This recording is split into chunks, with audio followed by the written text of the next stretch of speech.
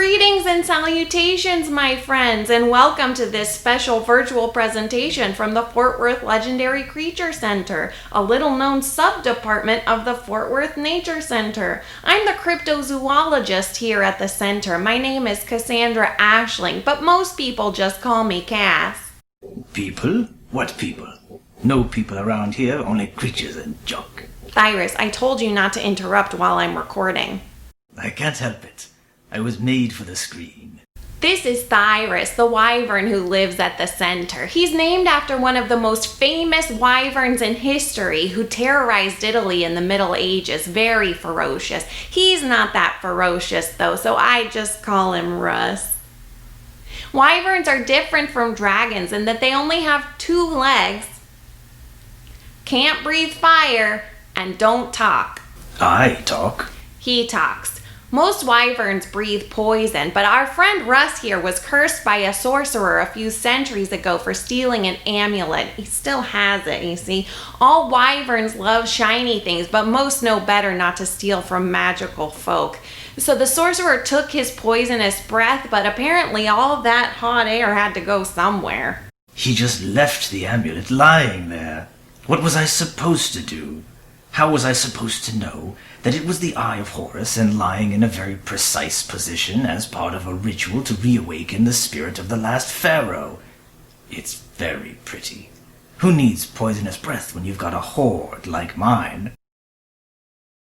It's probably for the best that that didn't happen, but some days I'd rather have the poison. Hey. I'm just kidding. Anyway, Russ may be the loudest creature here at the center, but he's definitely not the only one. Since you've already met him, we'll start with the other reptilian creatures. Now, I could spend days talking about dragons, the different species from Africa, Asia, Europe, their relative powers and abilities, etc., etc. But since we don't have days, I really want you to meet Basilisk, the baby's Mayagorinich. Bossy just hatched a few days ago. You think I'm loud? This thing has 3 mouths. Please don't call her a thing. Her name is Bossy. These kids are lucky Vasi just ate, because when she's hungry, you can't hear anything but her roars. She's just a baby. She'll grow out of it. Zmei and Zmeya Gorinich, that's boy and girl dragons, are native to Russia and Ukraine, and they have 3 heads. They're related to the Greek Hydra, but their heads don't grow back. Shh, don't tell. My friend Anna over at the St. Petersburg Legendary Creature Center, she had 2 eggs, and she thought that she would have her hands full with just 1 baby dragon, and I gotta admit, these 3 heads sure do eat a lot, so I don't blame her, but we're happy to have her here, aren't we, Bossy? Now, speaking of eggs, I have a really cool egg to show you. This. What kind of egg do you think that might be? Any guesses? I know. I know you know. This is a basilisk egg. Did anybody get that right? Basilisks are incredibly rare. They are snake eggs that have been incubated by a rooster. Now, basilisks have a reputation for being deadly, and it is 100% based in reality. You do not want to have a run-in with a basilisk. Their name means king of serpents, and they can kill animals and plants with just a glance. Now, you may think that I am very brave for holding on to this basilisk egg, but I happen to know that it is a fossil, and therefore we are in no danger of its hatching. Oh, I'm getting a call. Michael, hold on a moment. It's Michael from the Fort Worth Nature Center. He's my colleague, and he's helped me out a lot with my research. Let me change the call so you can all see. Hey, Cass. I know you like keeping track of the sightings for the Lake Worth monster. I was here at the Nature Center hiking, and I got a glimpse of our friend. He was running through the river bottom forest. I tried to keep up with him, but he's way too fast. I thought I'd let you know. He did leave a track for us. Let me show you that. Here's the track he left right before he got into the water. Boy, he's fast. Oh, what a great print! The last time Michael spotted a print that nice, he made a cast for me. I think I have it around here somewhere.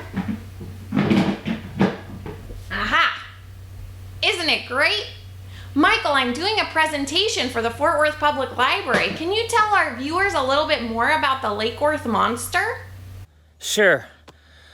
Well, the Lake Worth monster was first sighted back in 1969 here at the Nature Center. It would supposedly terrorize people that were out here. He'd throw tires, jump on people's cars. Man, it was crazy. I hear news stations were out here videoing and interviewing people. Yeah, he was just hungry. And throwing tires is good exercise. Shh. I'll mark this sighting down in my record. Thanks. Oh, you're welcome, Cass, anytime. By the way, I saw Russ. He seemed to be disturbing something shiny again. I'll talk to him. All right, Cass, I have to head out here. Seeing this track from the Lake Worth monster, I think I might want to go look at other tracks around here. We'll see you later. Bye. What was it this time? The wind chimes? The tools? Now who do you believe? Him or me? Definitely him. You're getting dangerously close to poop scooping duty. No! I promise I won't touch anything shiny. I'm watching you, mister. Russ is right about the Lake Worth monster, though. I've tried to convince my colleagues over at the Nature Center that Sassy is harmless, but they see a giant hairy creature climbing on top of cars and they automatically think monster. I prefer colossal hirsute primate. That reminds me, there's another animal that often gets mistaken for a monster. It's a large water-dwelling reptilian creature, and people cite it all over the world. They have different names for it. Nessie in Scotland, you may have heard. Ogopogo in Canada. Lukwata in Kenya. Mokele Mbembe in the Democratic Republic of Congo. Nahuelito in Argentina. Not only is this the same species, but I believe it is the exact same creature. Its magical powers allow it to travel to bodies of water all over the planet. I think I have, yes. I'll zoom in on it so you can see it here a little better. No one knows its true name, but it's one of the oldest creatures in the world. I found these scales in the pond out back, and the naiad who lives there told me they were left by the great sea serpent, and that it particularly likes to visit places with high concentrations of legendary creatures, like we have here at the center. She won't introduce me. Me either. Maybe someday. Right next to the pond is my garden, where I grow deadly nightshade, dittany, hemlock, ginger, and other potion ingredients, and food for some of the vegetarian creatures. And tomatoes. The tomatoes are for me. Forgot the mandrake. You're right, I was distracted by thoughts of fresh tomatoes. I also grow some mandrake root. Here, come here, little guy. Mandrake root in the garden because I have some witch friends who use it to brew their flying potions. Now, a full-grown mandrake is very dangerous. Its scream can do some serious damage. This one is just a seedling. You'll still want to cover your ears. I'm going to wear my earmuffs, but it won't hurt too much. Please make sure and cover them. Are you ready?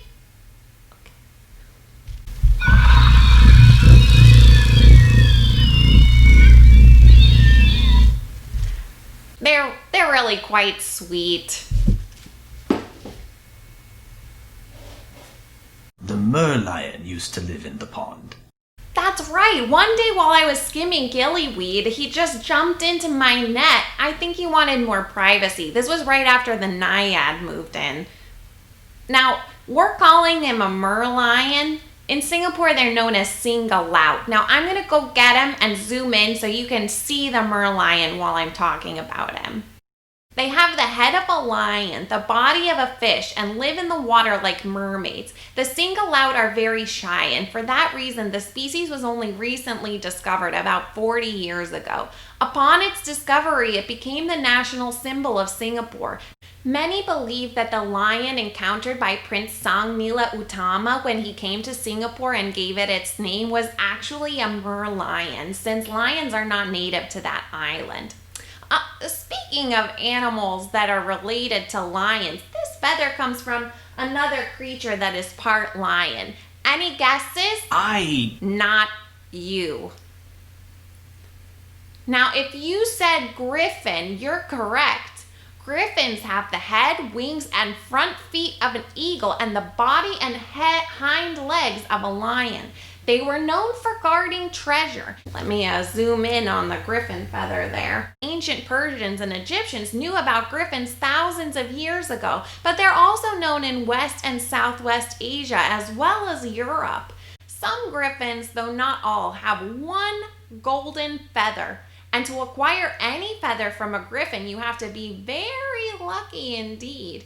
This one was passed on to me by my mother's mother, who was the caretaker of the legendary creature center before me. I have another feather that you should see. This feather is even older, probably the most valuable piece in my collection. The Lenni Lenape tell the story of how crow was once the most beautiful bird on earth, with marvelous rainbow plumage and the sweetest sounding voice. When winter came to stay, Rainbow Crow journeyed far, far into the heavens to bring back fire to his friends. He sang so beautifully that the fire was given to him, but on the way, the soot from the fire stained his feathers black, and the smoke from the fire choked his voice so that the only sound he could make was caw. That's so sad. It is sad, but Rainbow Crow sure was brave. Oh, do the horn next. Oh, good idea. Here is a horn. Aha. Here is a horn from the one-horned qilin, a Chinese cousin of the unicorn. They have a head like a dragon and a scaled body shaped like a hoofed mammal, like a deer. As you can see, their horns look more like antlers than a unicorn's. I would love to show you a Nilekma horn. That's the unicorn species that lives in Sudan. Its horn stays curled up until it senses danger, and then bam, it's ready for action. I can't show you a unicorn horn. People used to kill unicorns and sell their horns because they were thought to protect against poison. But it turns out that that only works if the horn is attached to the unicorn's head. And unicorns became a protected species in 1752. We do have a blessing of unicorns out back. That's a herd. They don't like people. They do leave a lot of dung around though. You said it. Why are you showing them that? When I first saw unicorn dung, I thought it looked pretty cool. That was before I had to shovel it off the paths every day. Yeah, be you. Hey, that billywig is tinkling again. He's not used to such a small jar, poor fella. I'll zoom in on this guy too.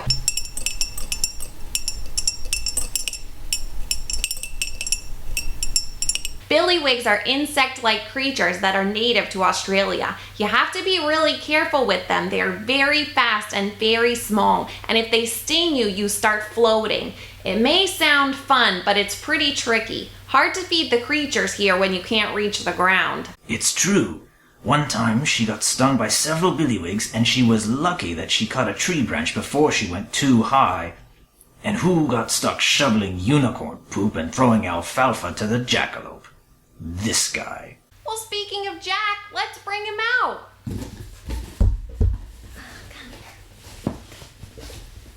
And Jack doesn't usually live in a box, but it was the only way I could keep him close enough by so that I could introduce him to ya. Jackalopes can't talk on their own, but they can imitate human speech when they want to. When they want to.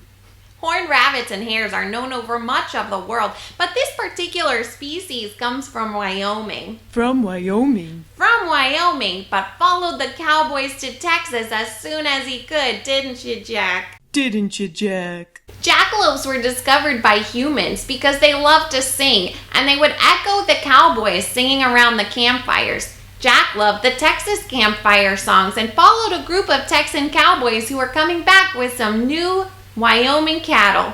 Let's show 'em. But the yellow rose of Texas is the only gal for me. But the yellow rose of Texas is the only gal for me. Thanks, Jack. Thanks, Jack.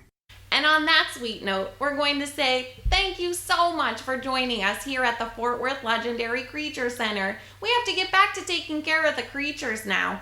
We sure did have fun with you and with the Fort Worth Public Library, and we hope you're inspired to do your own cryptozoology. Thanks very much. Bye, y'all. Bye, y'all. Goodbye.